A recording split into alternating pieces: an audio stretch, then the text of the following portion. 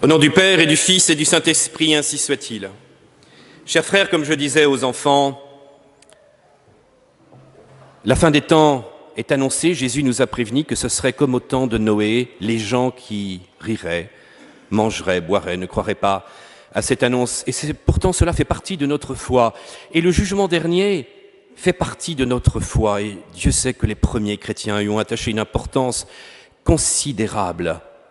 Oui, ça sera la fin de ce monde. Et le Christ viendra dans la gloire avec sa croix, le signe de la victoire sur le monde. J'ai vaincu le monde. Il viendra pour juger les vivants et les morts, les vivants qui sont encore là. Et ça sera le triomphe du Christ sur toute l'histoire de l'humanité, le bilan final de toute l'histoire de cette humanité. Pourquoi cela doit-il se passer dans la douleur, dans la souffrance? Pourquoi cette vision si dure? Et le Seigneur semble nous induire en erreur puisqu'il annonce que cette génération ne passera pas avant que tout cela n'arrive. Et cela n'a pas eu lieu pour la génération du Christ apparemment. Eh bien si, cela a eu lieu.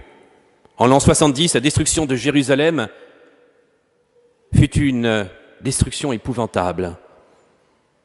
Tout ce qu'avait annoncé Jésus s'est réalisé. Et pour beaucoup d'hommes et de femmes qui n'avaient pas cru en Jésus, Sauveur et Fils de Dieu, ce fut terrible. Terrible. L'histoire, ces hommes qui n'avaient pas voulu du Christ, ont été victimes du péché, du rejet du Seigneur. Ils se sont enfermés dans leur violence et ils en ont subi les conséquences. Le Seigneur a laissé aller le cours de l'histoire et la mort est apparue. Cela veut nous dire, comme souvent les prophéties qui sont à deux niveaux, que la fin des temps ressemblera à la destruction de Jérusalem et que l'abomination de la désolation qui était arrivée dans le temple de Jérusalem et la fin de ce temple qui était le lieu de la présence de Dieu pour Israël a disparu. Mais loin de nous désoler, cette annonce de la destruction de ce monde doit nous faire prendre conscience que la fin de ce monde nous signifie quelque chose d'important pour notre foi. Quelque chose d'important parce que nous devons accepter que ce jugement dernier marque la fin de toutes nos espérances dans les mondanités, dans ce qui pourrait nous détourner de Dieu. Si le Seigneur a parlé avec autant de force de la fin de ce monde, c'est pour que nous ne mettions pas notre espérance dans les richesses, dans la soif de puissance, dans la sensualité, mais que nous mettrons notre joie dans le Christ qui seul peut apporter la délivrance de ce monde. Oui, nous sommes pécheurs avec nos faiblesses, nos blessures, mais qu'au moins notre foi et notre espérance, et que notre cœur petit à petit nous porte vers le mystère du Christ, qui est le salut. Nous devons accepter de quitter ce monde. Notre terre elle-même est marquée par le péché. Elle est marquée par ce que saint Jean appelle l'esprit du monde. Il nous faut avoir le courage d'entendre cette phrase du disciple bien-aimé, « Petits enfants, n'aimez ni le monde, ni rien de ce qui est dans le monde. Le monde tout entier gît au pouvoir du mauvais. » Aurions-nous alors une vision manichéenne? Tout ce qui serait dans le monde serait donc pourri, immonde? Non, le Seigneur nous invite à être présents dans ce monde. Cela peut paraître contradictoire, mais il dit que le Fils de l'homme a tant aimé le monde qu'il a donné sa vie pour lui. À la fois, une critique extrêmement violente de ce monde, de tout ce qui pourrait porter, en fin de compte, à faire de ce monde une finalité absolue, et en même temps, nous sommes appelés à dépasser et avoir une espérance dans un autre monde. Le Christ nous avait clairement avertis, « Mon royaume n'est pas de ce monde. » Et le monde étant devenu ce qu'il est, avec son lot de morts, de pleurs et de peines, l'ancien monde, comme dit l'Apocalypse, devrait s'en aller, mais au profit d'un ciel nouveau et d'une terre nouvelle. C'est la fin de ce monde de misère, de faiblesse, de maladie, d'insatisfaction et d'injustice que le Christ nous annonce aujourd'hui. Mais pour nous dire que cette fin deviendra comme une Pâque, comme un jour nouveau, un jour où tout s'accomplira, alors on verra le Fils de l'homme venir sur les nuées avec une grande puissance, une grande gloire. Oui, nous devons vivre comme un accouchement, non pas pour quitter ce monde maintenant. Nous sommes bien présents et nous devons être des lumières dans les ténèbres, mais pour que nous ne mettions pas une espérance absolue dans tout ce qui ferait la gloire de ce monde-ci. Ceux qui aiment Dieu, dit saint Grégoire le Grand, doivent se réjouir de voir approcher la fin du monde, parce qu'ils trouveront bientôt là-haut le monde qu'ils aiment, lorsqu'aura passé celui auquel ils ne sont pas attachés. Il est écrit en effet, celui qui veut être l'ami du monde, celui-là se rend ennemi de Dieu, dit saint Jean. Qu'est-ce que cette vie mortelle, sinon un chemin? Voyez, frères, dit saint Grégoire, quelle folie c'est de s'épuiser sur cette route, tout en ne voulant pas atteindre la fin. Nous sommes appelés véritablement à dépasser ce monde.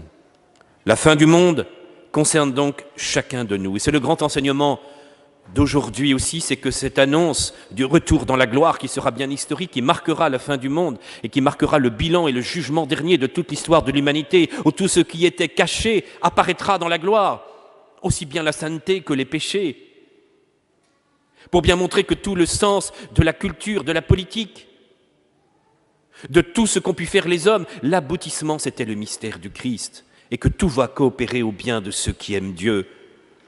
Jésus se servira de tout pour qu'un jour nous puissions reconnaître que dans la gloire il était là, il nous attendait, il était présent, et que s'il a laissé les hommes vivre et se tromper parfois, ou même partir dans leurs péchés, eh bien c'était pour apporter le salut au monde. Il a permis parfois le mal pour atteindre un plus grand bien. Ça sera le bilan final. Et c'est ce qui apparaîtra. Toutes les nations de la terre et tous les hommes seront éblouis par la gloire du Christ, parfois pour leur honte et parfois pour leur réjouissance dans la gloire du ciel.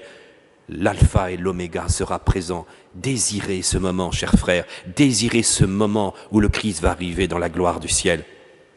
Mais nous devons le désirer parce que c'est aussi l'histoire de notre vie.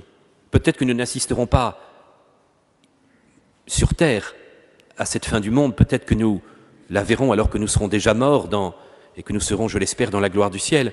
Mais nous sommes appelés, chacun d'entre nous, à comprendre que nous vivrons cette rencontre avec le Christ, ce mystère de la gloire de Jésus qui va venir.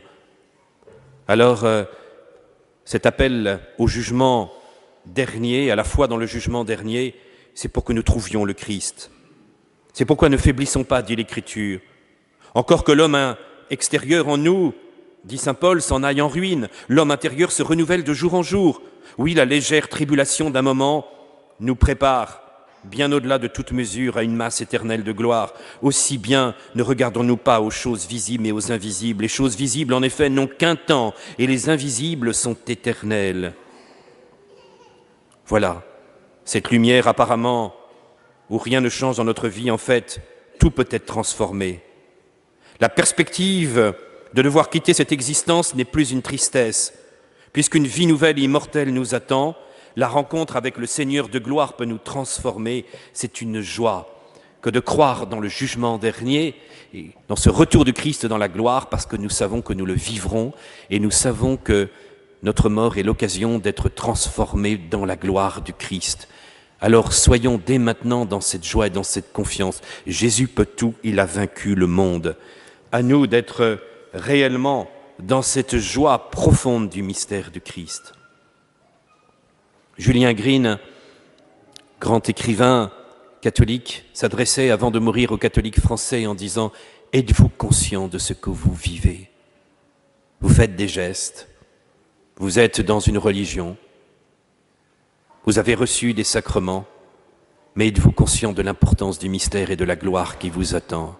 Si nous le savions vraiment, nous serions bouleversés. Notre catholicisme va mourir en France, disait-il, parce qu'il n'y a plus de foi dans le mystère, dans cette rencontre personnelle de chacun d'entre nous avec le Christ. Ne vous laissez pas aller.